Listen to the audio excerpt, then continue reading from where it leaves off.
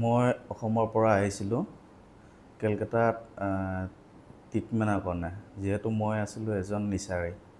মই হিৰ'ইন নিচা কৰা আছিলোঁ। হিৰ'ইন নিচা কৰি মোৰ জীৱনত বহুত ধৰণৰ অসুবিধা, বহুত ধৰণৰ প্ৰব্লেম ফেচ কৰি বহুত অসহ্য পালোঁ। তাৰ ভিতৰত ঘৰৰ পৰা বহুত অসুবিধা পালোঁ। মানে কোনোফালেদি মোৰ কেতিয়াও মানে মনত শান্তি পোৱা নাছিলোঁ। তাৰপিছত এটা বিচাৰি মোৰ ফেমিলিৰ পৰাই বিচাৰি কেলকাতাৰ পৰা আলিয়ানা ৰিহেবিলিটেশ্যন চেণ্টাৰ বুলি এটা জেগাৰ এড্ৰেছ পোৱা গ'ল।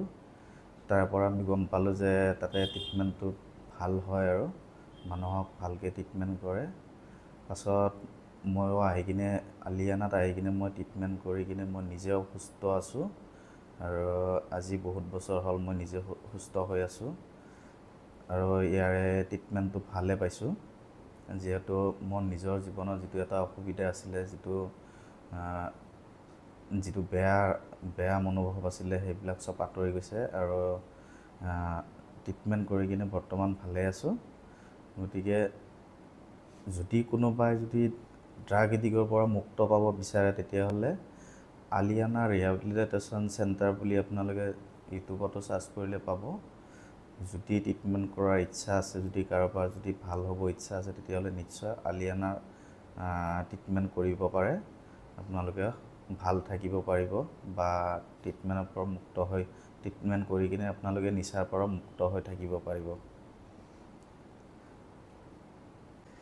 আৰু নিচা কৰা অৱস্থাত যিমান দিন মই নিচা কৰিছোঁ, নিচা কৰি থকা অৱস্থাত কোনোদিন মোৰ উন্নতি হোৱা নাই। যিমানে উন্নতি হৈছে সিমানে তাৰমানে অধঃপতনত গৈছোঁ। কেতিয়াও মই আগবাঢ়ি যাব পৰা নাছিলোঁ।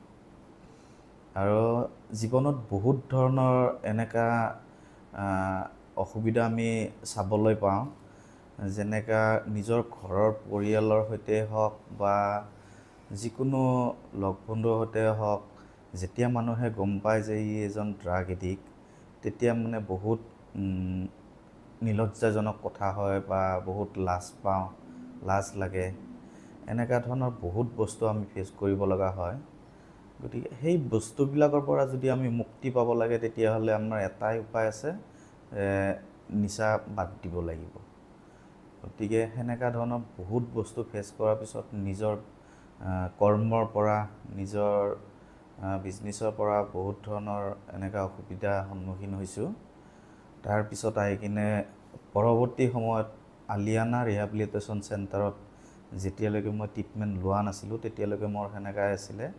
যিদিনাখনৰ পৰা ট্ৰিটমেণ্ট লৈছোঁ, ট্ৰিটমেণ্ট কৰাৰ পিছত বৰ্তমানলৈকে মই ঠিকে আছোঁ। আৰু আপোনালোকেও যদি পাৰে আলিয়ানা ৰিহেবিলিটেশ্যন চেণ্টাৰত আহি কিনে ট্ৰিটমেণ্ট কৰিলে আপোনালোকে কিজানি নিচাৰ পৰা মুক্ত হৈ থাকিব পাৰে বুলি মোৰ এটা আশা আছে।